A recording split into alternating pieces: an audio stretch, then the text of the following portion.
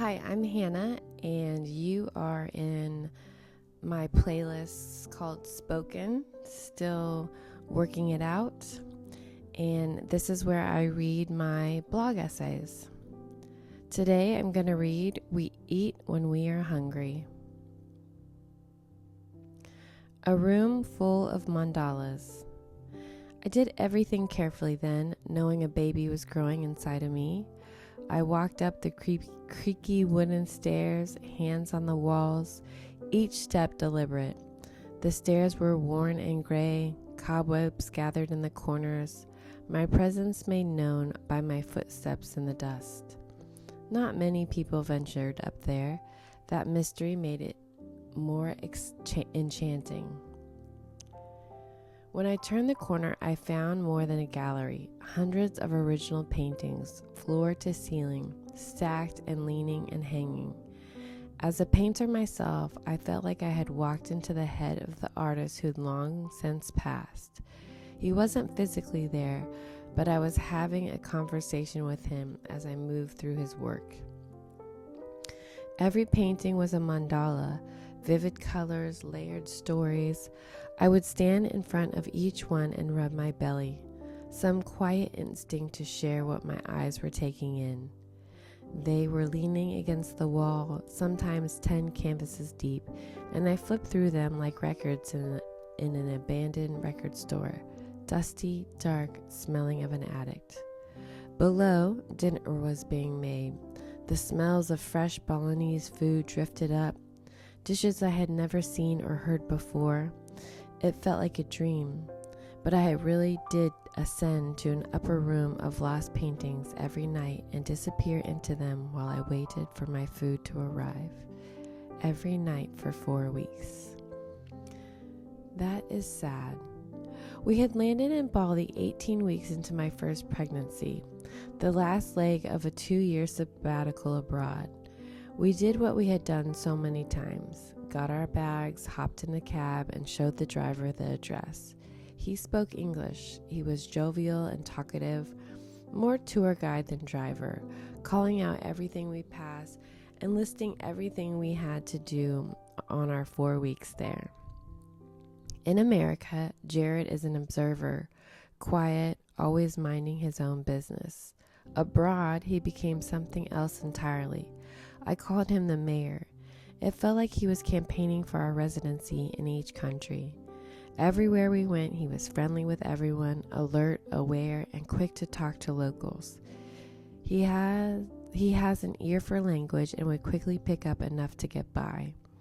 He was delighted by our driver's enthusiasm. That was how we traveled.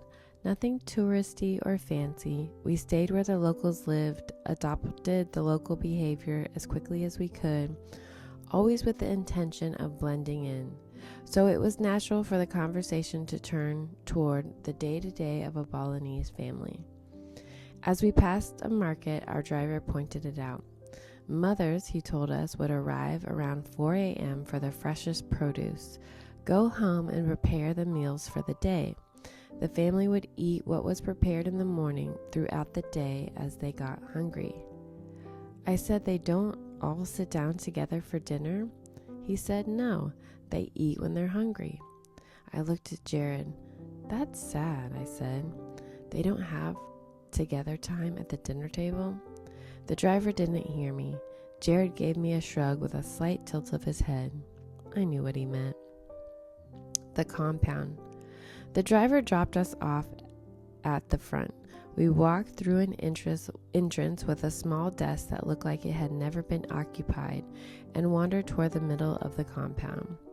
At the center was an open pavilion, a bale in Balinese, ceiling fans turning, tables beneath it. This was the restaurant, a home cooking operation, everything vegetarian, $1.60 a plate. Around it stood several small dark wooden bungalows, one for each family. Next to the dining area, a Buddha statue held its place, incense always burning, fresh flowers draped around it, small offering placed at its base. We had landed exactly where our cab driver had just described. Dinner was the only meal they served, so evenings were when we settled in to watch. But during the hot afternoons, cooling off by the pool, we observed too. Women cooking, children running from bungalow to bungalow, men fixing whatever needed mending, an extended family moving through their life in full view. Together, not because they had scheduled it, but because they lived inside the same rhythm. Jared bought me a painting lesson with the son of the famous artist. We made our own brushes from bamboo sticks, fraying the ends into bristles, and painted mandalas the same way the grandfather had. Homemade tools from resources around them. We worked with only a few colors. It transformed the way I painted.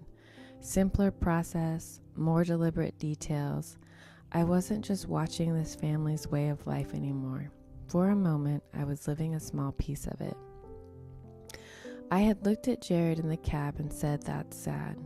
4 weeks later, I understood that I had it exactly backwards.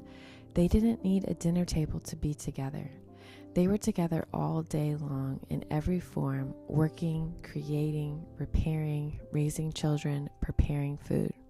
The togetherness wasn't saved for 1 hour in the evening. It was the whole day. And when their bodies told them they were hungry, they ate. The idea I thought was sad came from my own upbringing, of course. The traditions my parents so lovingly poured into us. Lola is here. My mother comes from the Philippines every summer and stays for a month at a time. There is a saying that it takes a village to raise children, and that feeling is so true. When my mom is with us, it feels like I have my own village. She tags me on everything. I make dinner, she cleans up behind me. I do the laundry, she's folded it before I get to it. I vacuum, she sweeps. I need an hour of work, she's in the backyard sunbathing with my girls, just like she and I used to when I was little. Having Lola here is a gift I don't take lightly. We had reached the end of a long week. The only groceries left were for a meal I had been putting off. A new recipe with a special sauce, lots of chopping and blending, many steps, lots of dishes. I turned on a podcast. The girls went outside with Bandit, our dog. My mom was napping and Jared was wrapping up his work. The meal came together pleasantly despite my resistance. When I was done, I called everyone to the table. Jared was full from a late lunch but came up to sit. Aura and Ivy came running in from outside. Esme was mid-drawing, full from a snack, hesitant about a new meal. She stayed in the living room. I plated dinner for Aura, Ivy, my mom, and myself. Jared sat with us, no plate. Esme stayed with her masterpiece. The four of us settled in. This scenario had played out before during my mother's visits. That evening, she was ready to talk about it. Before we sat down, my mom called across the room. "Esme, it's time to eat." Esme said, "No thanks." My mom tried again. "Your mom worked so hard on this meal. Come on." Esme was content where she was. My mom sat down. She took a bite and immediately commented on the taste. She loved it. Or at least she wanted me to feel good about the work it took. She turned to Ivy and Aura. "It's yummy, isn't it?" In her language, of course. They nodded and repeated after her, learning Tagalog at the dinner table. As the laughter settled, I almost felt it coming. "Hannah, when you were growing up, we all sat at the table together, every dinner, no matter what. Your father wanted us all there. No TV, no toys, just us and our food." I nodded and added to the memory. Poor Charlie talked all through dinner and never ate a bite. Dad made him sit there by himself until he finished. She laughed. "Yes, he did. I remember that." "It was very important," she said, for all of us to sit together." I smiled. I looked at my girls and continued eating. We eat when we're hungry. Yesterday was a good day. A day at home after a full week. Nowhere to go, not too much to do. The girls wove their play inside and out. Grandma and Grandpa visited. Dare I say it was a relaxing day? My stomach started rumbling around 4 p.m. Esme was deep into a TV series, cutting and coloring her creations. Ivy and Aura were both napping. Jared was downstairs finishing his movie. I put on a podcast and started cooking. Uninterrupted cooking to a podcast has quietly become one of my favorite things. When the dinner was done, Jared came upstairs. "Grab your climbing shoes," he said. "It's nice out. Let's go climb." He built us a 13-foot climbing wall in the backyard, 20-degree angle, the whole thing. Before I could answer, Aura woke up from her nap on the couch from hearing her dad say climbing. "Are we climbing?" she said, still half asleep. I asked if she wanted dinner first. She said, "Climb now, dinner later." She is 3 years old and obsessed with rock climbing like her daddy. They headed outside. Esme stayed with her drawings. Ivy was still sleeping. So I ate the hot meal I made by myself. It was warm and quiet and exactly what I needed. After I ate, Ivy woke up. She ate right away, 2 dinners down. We all headed outside. Jared and I climbed while the girls disappeared into their imaginary world. Bandit ran the perimeter of the yard. Then he stopped, ears up, bolted toward the back gate. It swung open. 4 cousins. The girls all screamed, all 7 of them just playing, wild and loud and completely alive. The light faded. The air had that feeling. The day was done. Rain was coming, so we covered the wall and mats with tarps. The kids picked up the outdoor toys. Hugs, kisses, cousins gone. We headed inside. I plated dinner for Aura, whipped up pesto pasta for Esme, one of 3 meals she'll eat. Got Jared's plate ready for after his shower. Everyone devoured their food. They were hungry from a long day, and every plate came back clean. Everyone was nourished. At the sink. Everyone was fed. After everyone was fed, off to the shower they went. I found myself in a familiar place, the kitchen sink, hands in warm water, gazing at the stars through the window above it.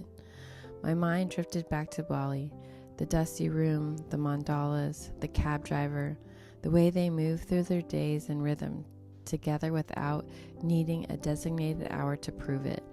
And then to my mom. I think even after a day like this one, she would be very happy with the way this family was nourished. I thought about how in busier seasons, a set time around the table matters. But in this season, when we can eat when we're hungry, when cousins walk through the back gate unannounced, when togetherness finds us rather than the other way around, I can smile at a day well lived.